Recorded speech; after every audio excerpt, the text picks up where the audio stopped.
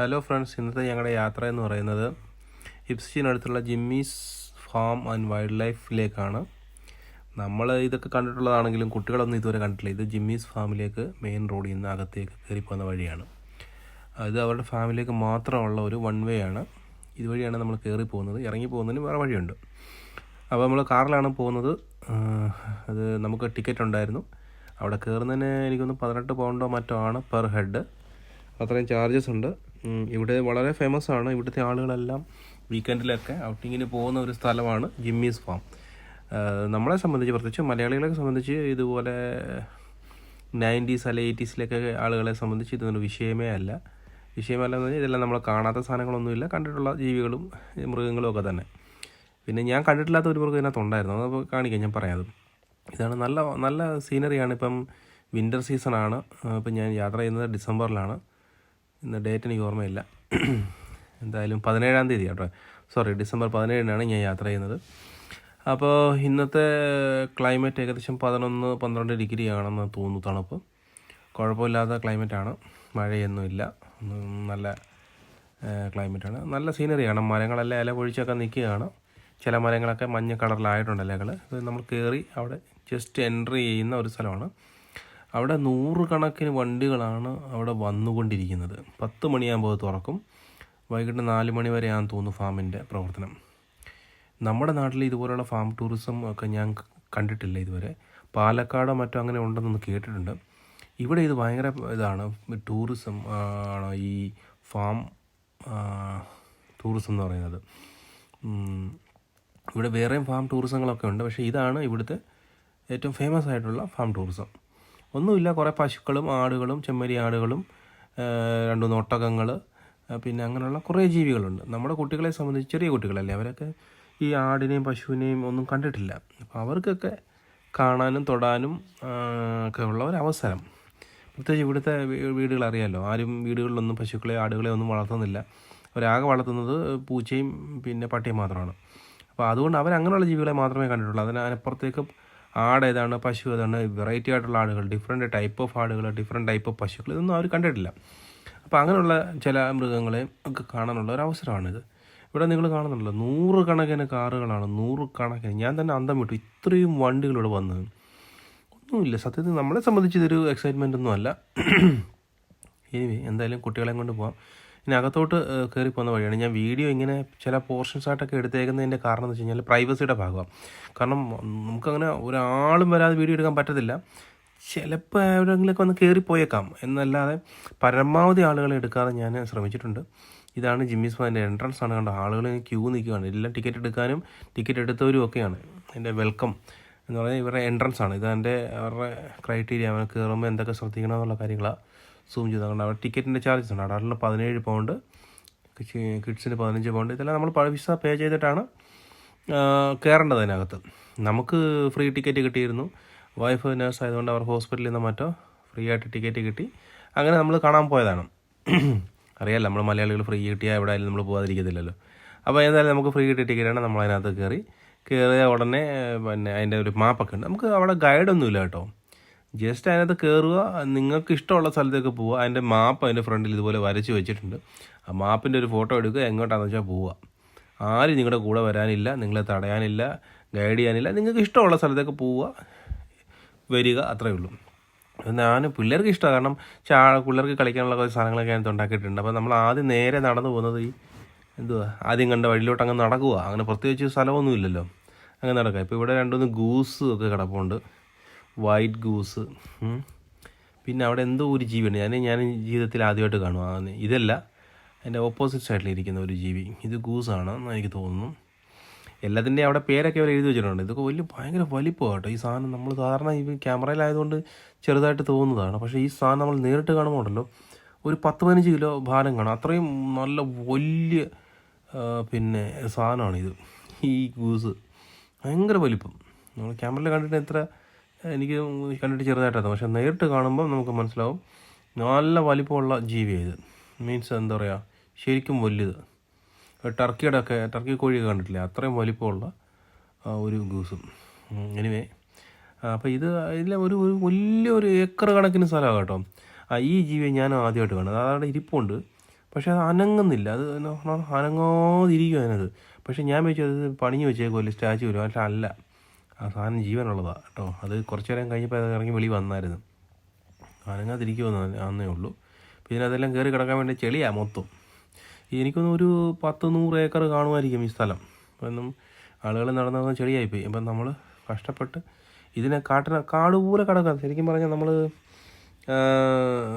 ഇപ്പോൾ ഈ പുനലൂരോട് Thenmala eco tourism ഉണ്ടല്ലോ, അതിനകത്ത് നടന്നു പോകുന്ന പോലെ ഇരിക്കുന്നത് ഇതുവഴിയൊക്കെ നടക്കുമ്പോൾ എനിക്കങ്ങനെ തോന്നി.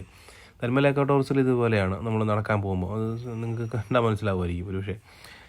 ഇതുപോലെ കുറേ മരങ്ങൾ, ഇതെല്ലാം മരങ്ങളെല്ലാം ഇല പൊഴിച്ചിരിക്കുന്നുണ്ട് ഇത്രയെങ്കിലും വെട്ടമുള്ളത് കേട്ടോ. മരങ്ങൾ ഇല കയറിയിരിക്കുന്ന സമയത്ത് നമ്മളിത് പോകുന്നതെങ്കിൽ ഒന്നും കാണാൻ പോലും പറ്റത്തില്ല. കാരണം ഭയങ്കര ഇരുട്ടായിരിക്കും അതിനകത്ത് എന്ന് എനിക്ക് തോന്നുന്നു. അതുപോലെ മരങ്ങളൊന്നുണ്ട്, ഇതെല്ലാം ഇല പൊഴിച്ചിരിക്കുന്നത്. നമുക്ക് ഒരൊറ്റ മരത്തിൽ ഇലയില്ല. അതുകൊണ്ടാണ് ഇത്രയും വെട്ട ആ കാട്ടിനകത്തുള്ളത്. ഇല്ലെങ്കിൽ നമുക്ക് പേടിയായി അതിനകത്തൊക്കെ കയറി പോയ ഒരു പക്ഷേ. എന്തായാലും നമ്മൾ അതിനകത്തൊക്കെ കയറി നടന്ന് നമ്മൾ ഊപ്പാട് വന്നു. പിന്നെ നമ്മൾ ഇറങ്ങി വെളിയിൽ പോയി. അതിനകത്തോട്ടൊന്നും ഒന്നും കാണാനില്ല, കുറേ വാക്കിംഗ് വേസ് മാത്രമാണ്. ഇതിപ്പം പന്നി പണിഞ്ഞ് വെച്ചിരിക്കുക. ആക്ച്വലി പന്നിയൊന്നും അല്ല കേട്ടോ, കാട്ടുപന്നി അതിനകത്തുണ്ടെന്നാണ് പറയുന്നത്. പക്ഷേ നമ്മളവിടെങ്ങും കണ്ടില്ല, അതെല്ലാം അടച്ചിട്ടേക്കും. അപ്പോൾ അവിടുന്ന് അതിൻ്റെ പേരവിടെ എഴുതി വെച്ചിട്ടുണ്ട് കേട്ടോ. ശരിക്കും നമ്മൾ പറയുന്ന പേരൊന്നും അല്ല, അതിന് വേറെ എന്താ പേരാണ്. പിന്നെ ആളുകൾക്ക് ഇരിക്കാൻ വേണ്ടി അവിടെ ഇവിടെ എല്ലാം ബെഞ്ച് പണിഞ്ഞിട്ടിട്ടുണ്ട്. പിന്നെ ഇവിടുത്തെ ആൾക്കാർക്ക് ഇതെല്ലാം ഭയങ്കര സന്തോഷമാണ്. അവർക്കൊരു ദിവസം ഒരു ഔട്ടിങ്ങാണിത്. പിന്നെ നമ്മളിതൊന്നും കാണാത്ത കാര്യങ്ങൾ കാണാൻ വേണ്ടിയിട്ടൊന്നും അതിനകത്ത് പോകണ്ട. എല്ലാം മിക്കവാറും എല്ലാം നമ്മളൊക്കെ കണ്ടിട്ടുള്ളതാണ്.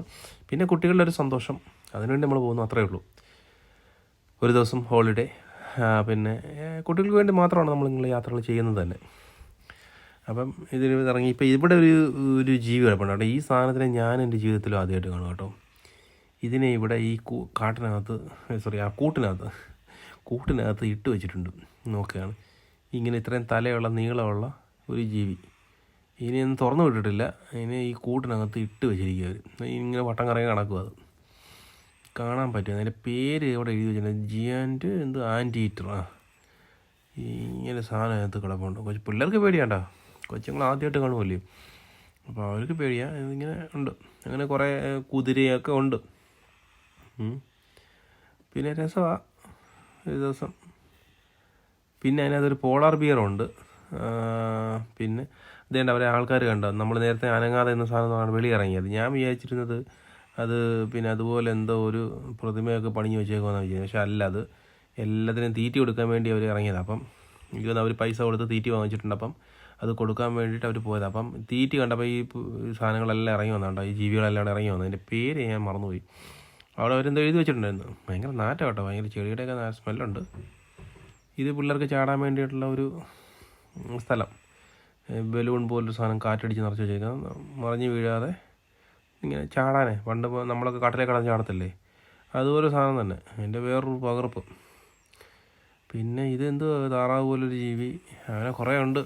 ഇതൊക്കെ തന്നെ നമുക്കിതൊന്നും പുതുമയല്ലെങ്കിലും പിള്ളേർക്ക് വേണ്ട. ചെമ്മരിയാട് പിള്ളേർക്ക് പുതുമയാണ്.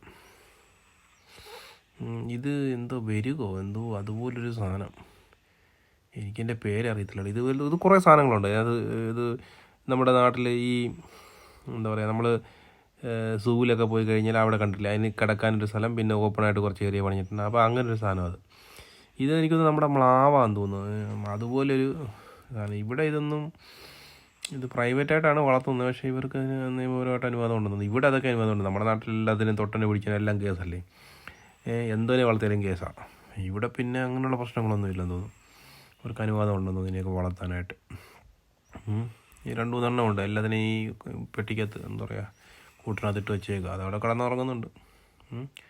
ഇത് നമ്മൾ നേരത്തെ കണ്ട മുള്ളം എന്തോ ഇതിൻ്റെ പേര് എനിക്കറിയത്തില്ല കേട്ടോ. ഈ സാധനം അവിടെ എഴുതി വെച്ചിട്ടുണ്ട്. കുറേ ഉണ്ട്. ഇതെന്ന് പറയുന്ന ഒരു ഹാബിറ്റായിട്ട് ഇങ്ങനെ പ്ലാസ്റ്റിക്കിനകത്ത് കെട്ടി അടച്ചിട്ടുണ്ട്. നമ്മുടെ നാട്ടിലെ വാഴയും ചേനയും കപ്പയൊക്കെ നട്ടു വെച്ചിട്ടുണ്ട്. അതിന് പ്രത്യേക ഒരു ക്ലൈമറ്റിലേ അത് വളരത്തുള്ളല്ലോ. ആ ബാക്കി കണ്ട കെട്ടിടം അതിനുവേണ്ടി പണിഞ്ഞ് വെച്ചിരിക്കുന്നതാണ്. പിന്നെ ഇത് അതുപോലെ പണിഞ്ഞ് വെച്ചിരിക്കുന്ന ഒരു കെട്ടിടമാണ്. ഇതിനകത്ത് കുറേ ഇതിനെല്ലാം വലയിട്ട് വെച്ചിരിക്കുക, അല്ലേ പറന്നു പോവും. ഈ പല കളറിലുള്ള ഒരു തൂവലുള്ളൊരു പക്ഷി, കൊള്ളാം. പിന്നെ ഇതുപോലെ തന്നെ ഇതിനകത്ത് കുറേ പാമ്പും, പിന്നെ അങ്ങനെ ഈ ഉരകങ്ങൾ എന്ന് പറയത്തില്ലേ, അങ്ങനെയുള്ള സാധനങ്ങൾ ചെയ്തിട്ടുണ്ട്. കാരണം അതിന് പ്രത്യേക രീതിയിലുള്ളൊരു ക്ലൈമറ്റ് ഉണ്ടെങ്കിൽ മാത്രമേ പറ്റൂ. അതിന് ഹീറ്റ് വേണം. ഹീറ്റില്ലാതെ അതിന് ജീവിക്കാൻ പറ്റില്ല. ഇവിടെ തണുപ്പല്ലേ, അപ്പോൾ അതിന് ഹീറ്റ് ഒക്കെ കൊടുക്കാൻ വേണ്ടിയിട്ട് പ്രത്യേകമായിട്ട് ഉണ്ടാക്കിയത്. അതിൻ്റെ പാമ്പ് ഉണ്ടായത് ചുരുണ്ട് കൂടിയിരിക്കുന്നത്. അതിൻ്റെ മേളിൽ ഹീറ്ററൊക്കെ വെച്ചിട്ടുണ്ട്. അപ്പോൾ അതിന് പ്രത്യേകം തോന്നുന്നു. ഇത് ഒരു പല്ലിയുടെ ടൈപ്പില്ലേ, നമ്മൾ ഓന്തെന്നൊക്കെ പറയത്തില്ലേ, ഇത് എന്തോ അറേബ്യയിൽ ഇവിടുത്തെ ഒരു ഈറ്റാണ്. പക്ഷേ ഓന്താണ്. ഇത് വലുത് കേട്ടോ, നമ്മൾ ഈ കാണുന്ന പോലെയല്ല, ചെറുതല്ല, സാധനം നല്ല വലിപ്പമുണ്ട്.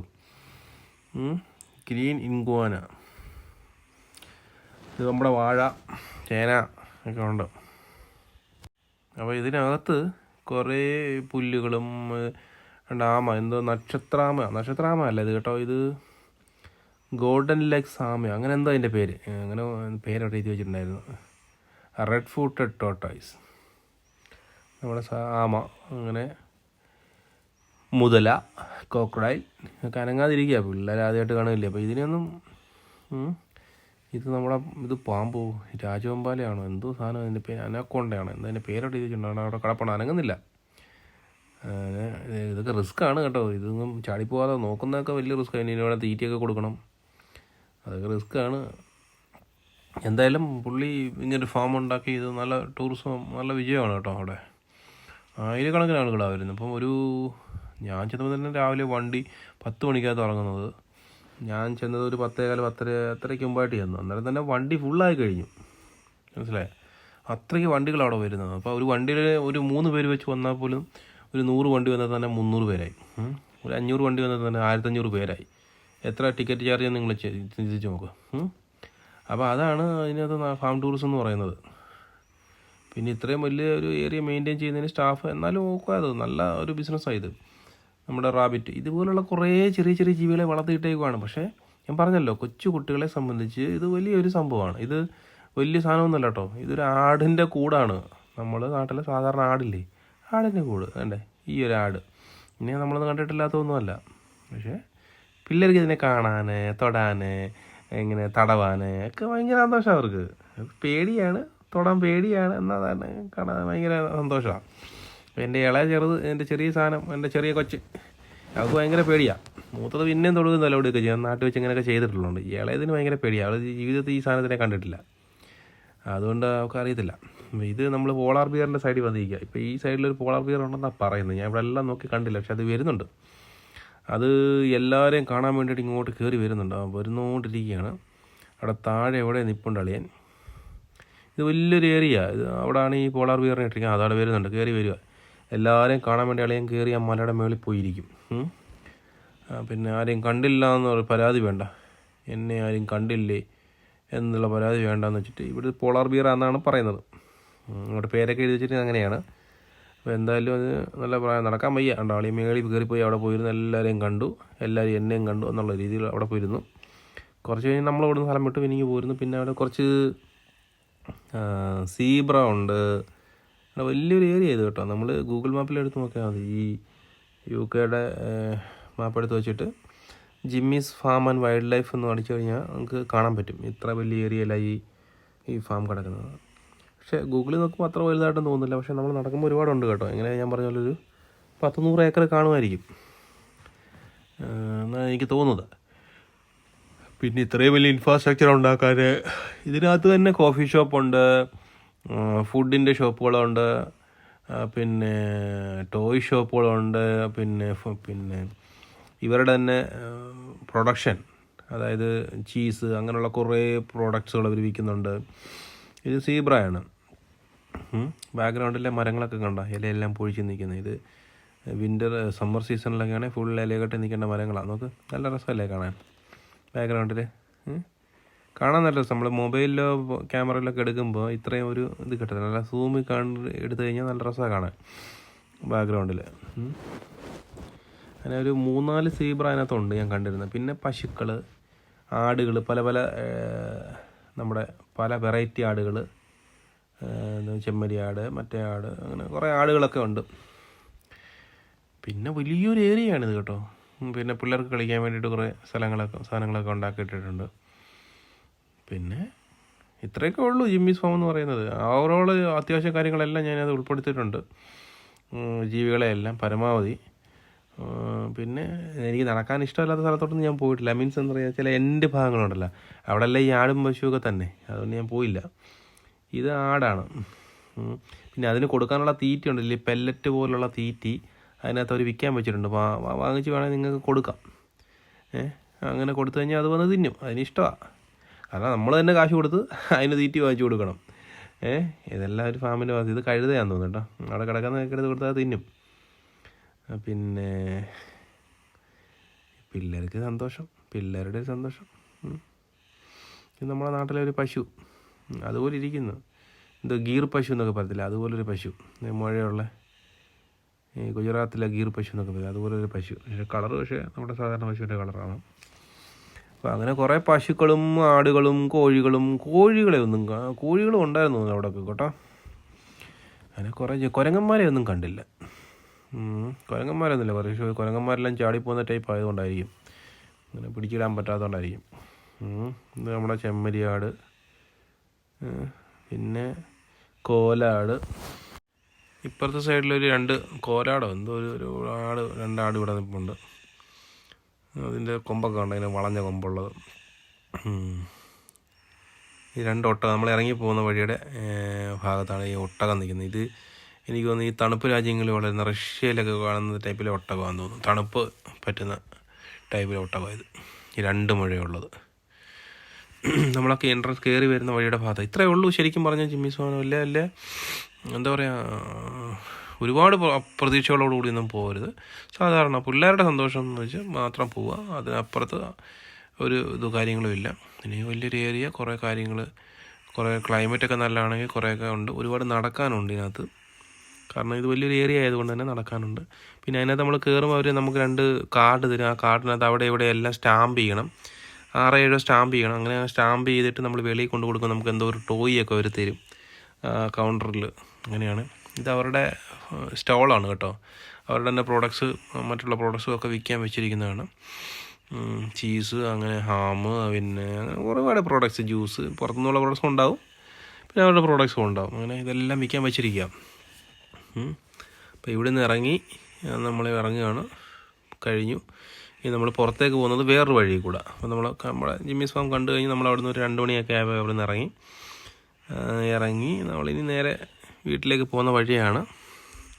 ഇനി വിശക്കുന്നു. അതിനകത്തുനിന്ന് നമ്മളൊന്നും കഴിക്കാൻ നിന്നില്ല. കാരണം നമുക്ക് പറ്റിയ ഫുഡൊന്നും എന്ത് കിട്ടത്തില്ല. അതുകൊണ്ട് നമ്മൾ പുറത്തിറങ്ങിയിട്ട് ഇനി നേരെ സിറ്റിയിലോട്ട് പോയിട്ട് എന്തെങ്കിലും ഒന്ന് വല്ല പിള്ളേർക്ക് കഴിക്കാൻ പറ്റുന്ന വല്ല മക്ഡൊണാൾഡോ അല്ല അതുപോലെ വേറെ ഏതെങ്കിലും സാൻഡ്വിച്ചോ അങ്ങനെ എന്തെങ്കിലും അല്ല നഗറ്റ്സോ എല്ലാം വാങ്ങിച്ചു കൊടുക്കാമെന്ന് വെച്ചിട്ട് നമ്മൾ സിറ്റിയിലോട്ട് പോവുകയാണ്. അപ്പോൾ ഇതുവഴി ഇറങ്ങി അങ്ങ് വെളിയിലോട്ട് പോകുന്ന വഴിയാണ്. കാരണം നിങ്ങൾ കയറി വന്നപ്പോൾ കണ്ടല്ലോ, ഒരു വണ്ടിക്ക് പോകാനുള്ള വഴിയെ കഷ്ടിച്ചുണ്ടായിരുന്നത്, 1 വേ ആണ്. അതുപോലെ തന്നെ ഇവിടെ നിന്ന് ഇറങ്ങി പോകുന്നത് വേറെ വഴിയെ കൂടെ. അപ്പം നമ്മുടെ ഇന്നത്തെ യാത്ര കഴിഞ്ഞു. അങ്ങനെ ജിമ്മീസ് ഫാം കണ്ടു പോവാണ്. മരങ്ങളൊക്കെ കണ്ടോ, എന്താ രസമാണ് കാണാനല്ലേ. ഇല്ല, വേരുകൾ പോലെ നിൽക്കുകയാണ് ശിഖരങ്ങളൊക്കെ. കൊള്ളാം അല്ലേ. ഇതാണ് യു കെയിലെ ഇന്നത്തെ ഞങ്ങളുടെ യാത്ര കഴിഞ്ഞു. അങ്ങനെ ജിമ്മീസ് ഫാം ആണ് ആദ്യമായിട്ട് കണ്ടു കഴിഞ്ഞു. ഇനി തിരിച്ച് നേരെ വീട്ടിലേക്ക്. ഓക്കെ, അപ്പം വേറൊരു വീഡിയോ ആയിട്ട് ഇനി വരാം. ഇനി ലണ്ടനിലെ ലൈറ്റിംഗ് കാണാൻ പോകുന്നുണ്ട്, അതുമായിട്ട് വരാം. ഓക്കെ, അപ്പോൾ ശരി, താങ്ക് യു.